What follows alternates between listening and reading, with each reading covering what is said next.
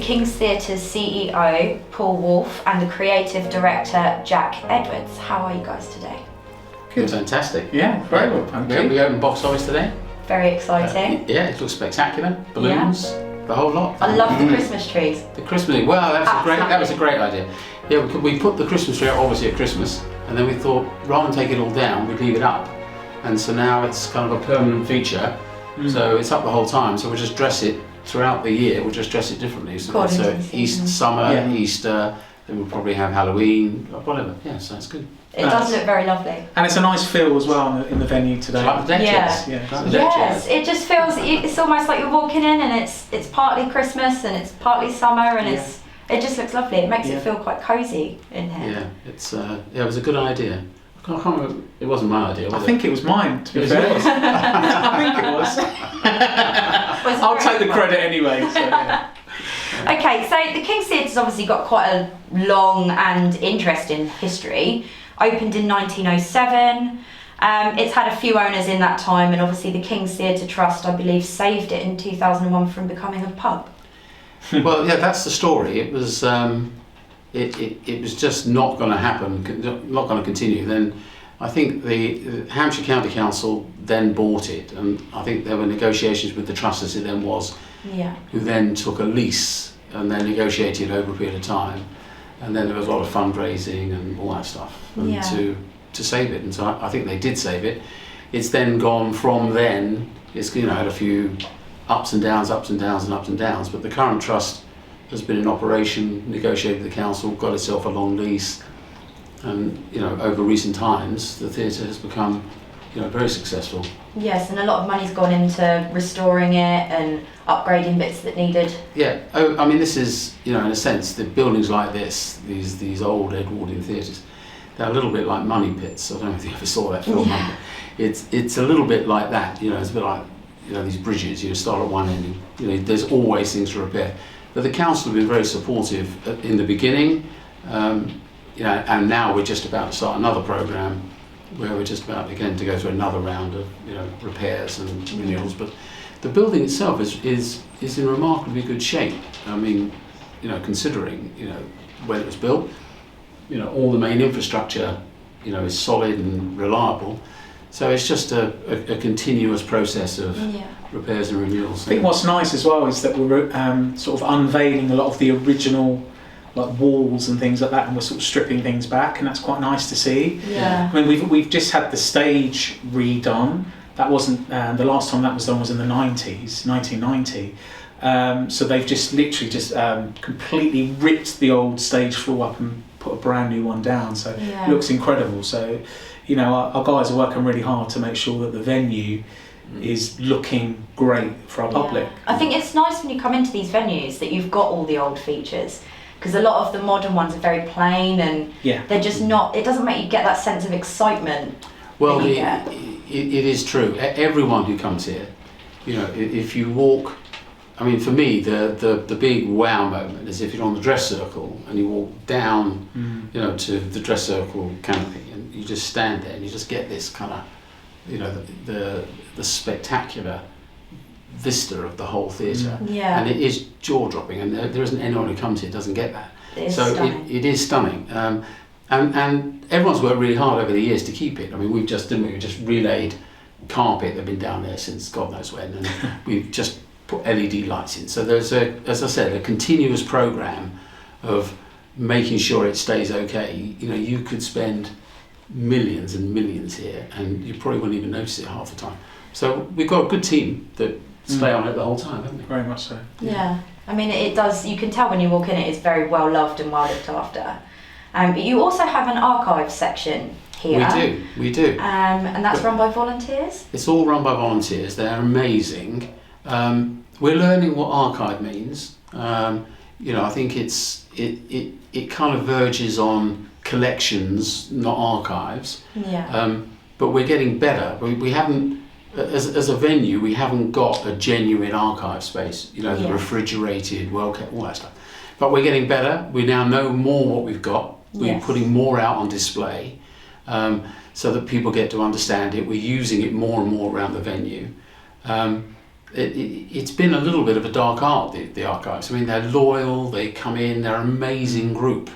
And I think now what we're doing is we're realising, or I've realised, that we need to kind of use it more and actually get it out to the public more.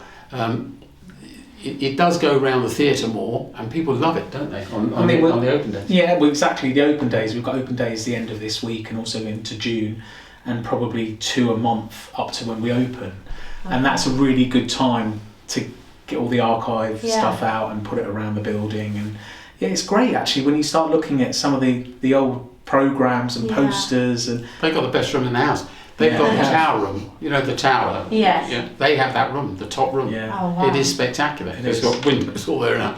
They've got the best room in the place. they do. And are you still looking for people who might have some old programmes and tickets and things? Absolutely. Always. You know, absolutely. You know, there is a kind of a Portsmouth collective, and we've got not only stuff relating to the Kings, but of other venues are always looking for things. We just bought those windows, didn't we? Actually, you just reminded me that there were some windows original windows that came out of the Irving room. Someone rang us and said, "Would you like to buy these windows?" I mean, they're enormous. You know, they like reach to the ceiling. Yeah. So I said yes. Don't know what we're going to do with them. So we gave the guy a check.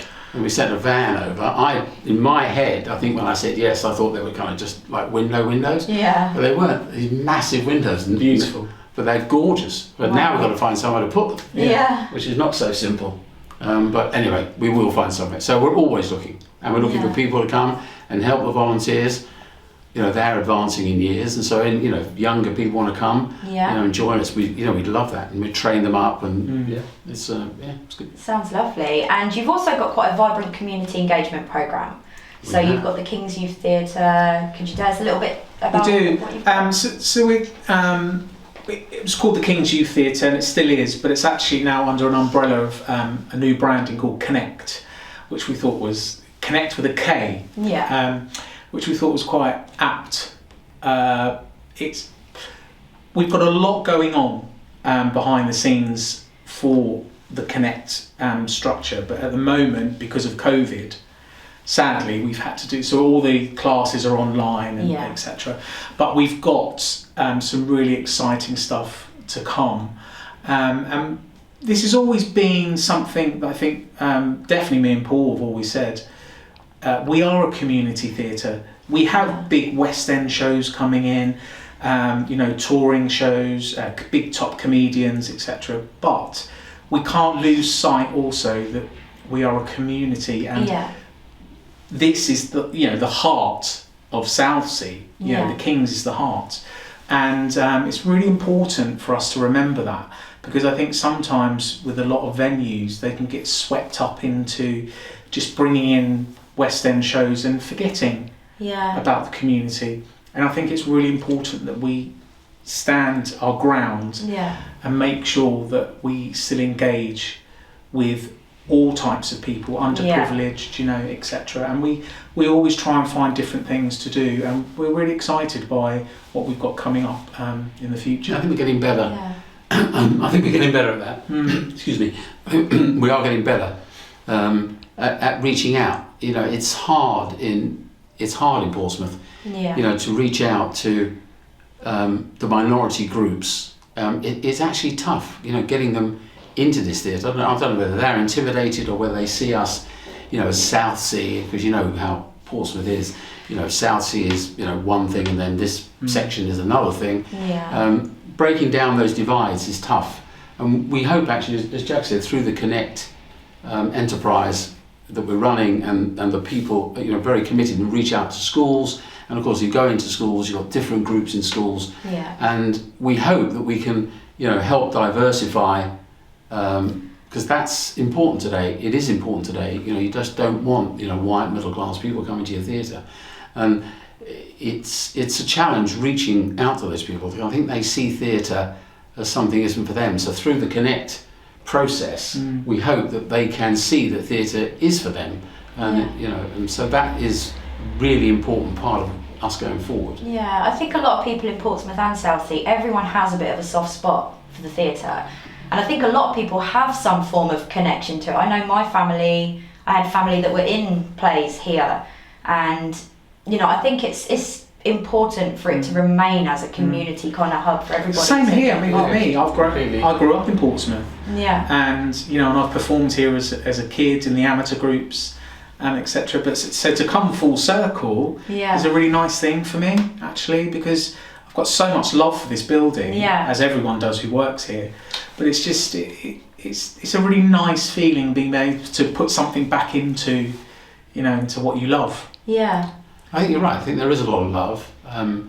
There is a lot of love, and I think over this process of the last year and a half, I think we felt that from a lot of different people. I just think diversifying, and just spreading that love a bit is a hard challenge, but I think it's one that we have to take up. Yeah. It is, because you've got big diverse range of groups in Portsmouth, haven't you, really? You want to make sure everyone feels they Everyone can be feels involved exactly. without Exactly. feeling like, oh no, I I can't. can't, either it's not for me, or feel intimidated coming, or feel it's too expensive. Yeah. We priced our tickets, we think we priced our tickets so that everyone can come. That's what we think.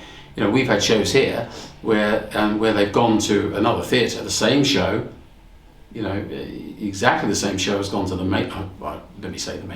So it's gone to the Mayflower, and the ticket for the same show has been more expensive in the Mayflower. Yeah. It's not because we're competing with the Mayflower price, it's just we've priced it so that lots and lots of people in Portsmouth can come to it. More accessible. So, more accessible. Absolutely. Yeah, exactly that. Yeah. So there's also other ways people can support the theatre other than obviously buying tickets and coming to the shows.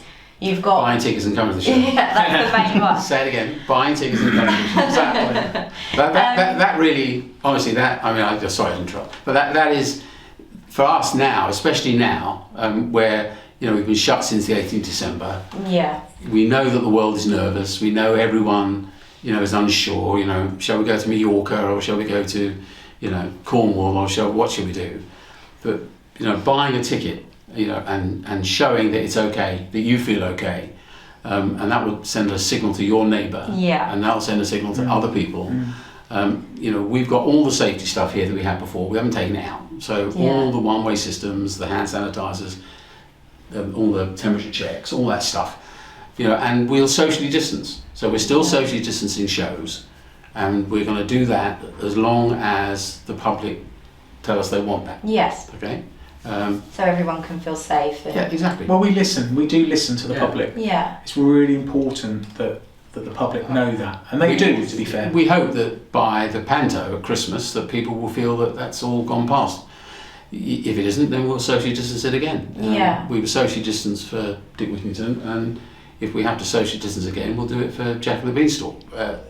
We're not going to say anything out until everyone is comfortable. But that's the primary driver for us. You can also mention this in your will. That'd be good if you really, really want to. Yeah. And you can Sponsor a seat. You can sponsor a seat, Yeah. or you can make a donation, which would be gift aided, which would be marvellous. Yeah. Or you can just come volunteer and help us. And there's sponsorship as well, which is if you're running a company and you feel you want to attach yourself to the arts and somewhere Lots like of the Kings, options. there's lots of options. And if I didn't mention one, we'll find another way if you think of another way that you want to help us. And That's lovely. So with obviously COVID, how has it affected the staff, the venue, everybody? I mean, the entertainment industry does seem to have been one of the hardest hit. Yeah. It's been gut-wrenching. Yeah. I mean, I remember when we shut, because we were the only theatre in the UK to actually put the panto on in the first place. So we had a full panto running. And then when we got told, I think it was on 24 hours notice, didn't we, that we had to shut, and we put an extra show in the morning. And I remember those 3 shows on that day, and they were gut-wrenching. Everyone was in tears, emotional. everyone was in bits. And we've been shut since then. And it's difficult. Staff have been furloughed, and everyone laughs and jokes about furlough a bit. It's money for nothing. But it's not healthy. I mean, it's not healthy for people. Sitting at home, odd Zoom meeting, odd team meeting, but sitting at home, not interacting, especially in a theatre. You're not in the building, you're not seeing people. I'm not old-fashioned to go, if I can't see you working, then you're not working. It's a bit of an old-fashioned view. But still, you need that kind of energy, especially in this theatre world. And of course, Jack's had a nightmare refixing all the shows. Yeah. He's moved them twice, I think, in a year. And of course, it's knocked down revenue completely. I mean, we were lucky to get the Cultural Recovery Fund. Yes. Without that, we would be close to the edge. So that was, I mean, I say luck. I mean, we merited it, but nonetheless, if that hadn't come along, we wouldn't be able to do it. If furlough wasn't here, we'd have had to lay off our staff, and we'd never get our staff again. No. And it's had a massive impact. I mean, leave aside on the economics of the theatre, but as I keep saying, the public have just been knocked for six. Yeah. I mean, and that, I know in my time, when I stepped up and started, running the place, and how successful we were in persuading people that this wasn't bumbling along at the end of the King's Road. Because my wife comes from Portsmouth, I don't, right? And when I started getting involved with this, it was always the case that the King's was sort of just about surviving, just about, keeping going. Yeah. I mean, a lot of people were telling me that. And we weren't. That's exactly the opposite of what we were. We were having enormous success in the 2 or 3 years before all this came along. So it just has knocked that for six. So it's okay. We're still standing, and we just start again. And so the biggest impact is on the people's confidence. I think that's the biggest impact. And we don't know how that's going to unfold, do we? We just do not know. But I think working within a theatre as well, it's not kind of like something you see as a job, is it? It's something you genuinely enjoy and you like being a part of. It's not something, like a 9 to 5. Speak to somebody who's voluntary. Yeah. Paul was actually voluntary CEO. Really? Yeah, I don't get paid. Oh, wow. Which is pretty incredible these days. Yeah, I don't get paid here. That's brilliant. Yeah. So, we're very lucky. Very lucky. Yeah. So, well, I had. Well, it's another long story, but for another day. But it is. You're right. The wages aren't high. It's not one of those places like investment banking where you're going to make, 250 grand a year. So the wages are low. Everyone is committed. The team here are amazing. They're a loyal and hard-working team. And that gets absolutely knocked over. And no matter what you read in the papers, the actual physical impact, when Oliver Dowden, spouts on about, the impact on arts and he's talking to Andrew Lloyd Webber and Cameron McIntosh, not once, and I email all these people the whole time, not once have they spoken to one regional theatre. Yeah. Not one. The people that are really suffering. Affected, They haven't spoken to one regional theatre. And it's the regional theatres which are in the community that are suffering the most because they might have got a grant. But the grant, all that does is just cover you for losses that you're making. You've still got to have a business that's sort of standing up at the end of the day and that you can move forward with. Yeah. So that's where we are today. So we're feeling very, very confident about the future. We've made some tough decisions. Jack said, it wasn't easy, cancelling the Panto. That was tough. Yeah. Dick 2 in the summer. It was very sad. That was very sad. So that was another emotional moment with the cast and all that business. That wasn't good. But again, it's just where do you put the resources that you have? You have to put them in the wisest place. Yeah, so you do. So we're in good shape and going forward. So it's just been a bit. And obviously the box office opens today, so everyone can come down. Rush down. You can rush down and you can take a selfie with the summer tree. With the summer tree. Yes. We've already done that. Have you? Yes. Yeah. The first thing we did when we walked in the room was take a photo with the summer tree.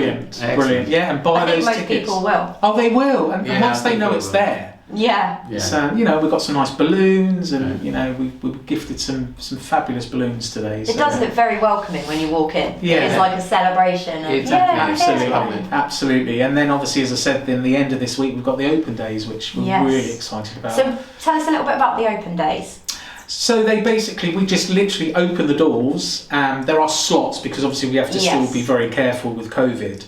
And then people go round in bubbles. Yeah. And it's just a tour really around the different, and we've got these great archivists that know the ins and outs of everything in this venue. Yeah. And also staff as well. Some really, we're learning every day. Yeah. There's always something that we go, what's that? And they go, oh, that was so and so, and you go, Yeah. wow, okay, I've never even seen that before. So they're really interesting, and it's the whole venue. You get to go under the stage. Wow. The orchestra pit, and then obviously the auditorium, and up and around. So it's really exciting, these open days. They're really good for us and good for Portsmouth to come in and actually see. Yeah, they are. Yeah. And people loved it last time. They loved it last time. And what we noticed last time, wasn't we, is that they people enjoyed just being out and having a chat. Yes. Yeah. Just being out and having a chat, and they were in a little group. I Yeah. think I can't remember. It must be sixes. It's probably it was 6. And they just enjoyed, having a chat. Yeah. So yes, they enjoyed being in the venue or Yeah. walking around the venue, but it was just having a chat. And so we were there.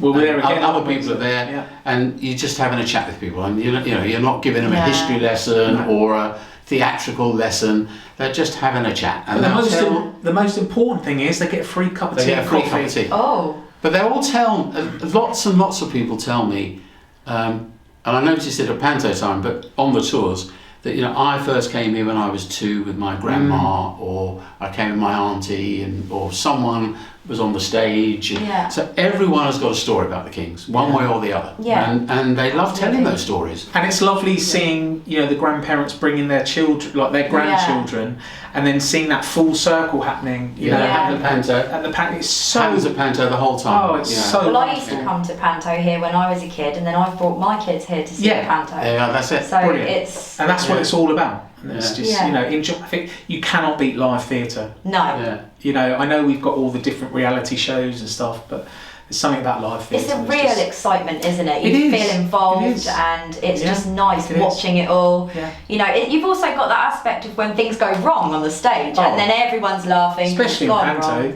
Yeah, it That's just the best part. it just makes it feel real, doesn't Yeah, it, rather exactly. than staged. Exactly. Yeah, exactly. Which sounds a strange thing to say about a performance on a stage. No, but you're Yeah. right. But You're right. There's something Yeah. about it. You just feel more engaged with it when something goes wrong. You go, oh, it is Yeah. real. It is, so it's fun. Yeah, yeah, especially as we produce the Panto ourselves, and so so it's all done in house. yeah. So I end up watching each performance, and of course, and you're right, so you can see that that didn't happen like it should, that didn't happen, Yeah. that didn't. Each night's but, a new but show. the audiences, they love it. They just they do. love it. They're waiting for it to go wrong. That's Yeah. what they're waiting for. They're Yeah. waiting for a bit of chaos. It reminds them that you're all human as well. Exactly. You up on the Yeah, stage yeah, are all exactly. just normal human beings Yeah. that are having fun. And it's a clever design theatre. I mean, if you think, this was, built in 1907, whatever.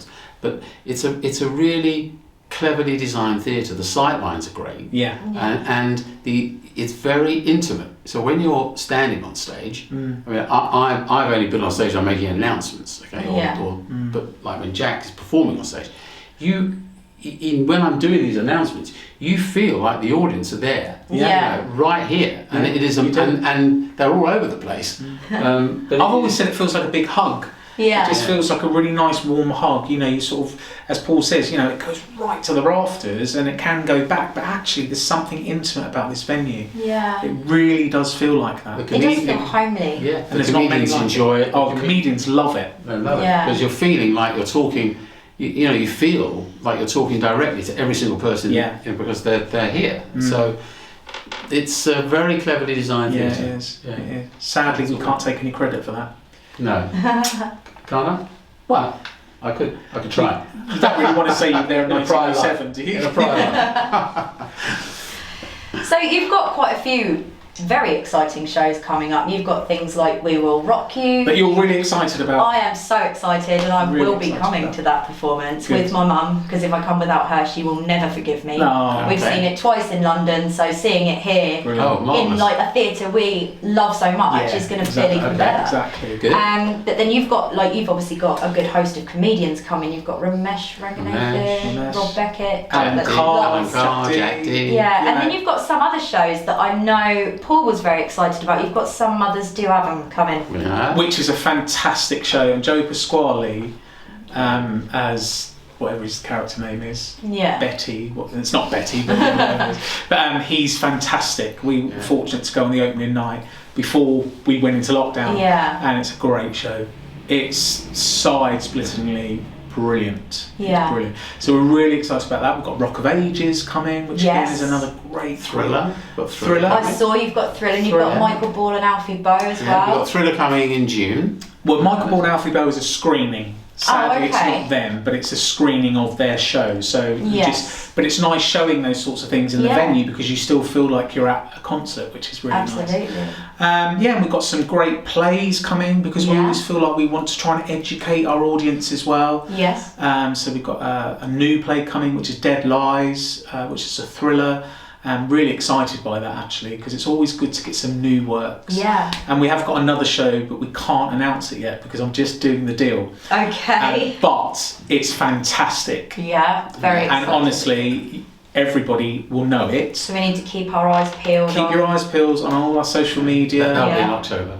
That'll be Okay. October, yeah. So we've got a really packed programme right up to January, and then obviously we start then 2022 with another packed programme, which is really And exciting. it sounds like it is going to be a real sort of exciting ride going forwards. You've had this closure, which has obviously knocked everyone back, but you're Yeah. coming back in really strong with Absolutely, a really good host of different things. So there is something for everyone definitely. coming to the stage. There Definitely. is, and we hope that we've got the pricing right so that people do feel that it is for everyone. So Yeah. there's something for everyone at a price that they can afford. You know, we understand that. You know, we're working hard. Yeah. But just to say, with Jack and the Beanstalk, we do have a really exciting announcement coming soon. Oh, okay. Again, keep an eye on everything. So I think everyone needs to follow the social medias. They and really They do. I think we're all going to be Really waiting now to exciting. see what this You announcement is. I am allowed to say I'm in it. Oh, That's wow. all I'm allowed to Yeah. say. So we get to see you That's up the, on the stage. that's the only thing he's I in. do, with all my jewellery and my wigs and everything. So that's Lovely. But there is a really good announcement. So keep your eyes peeled.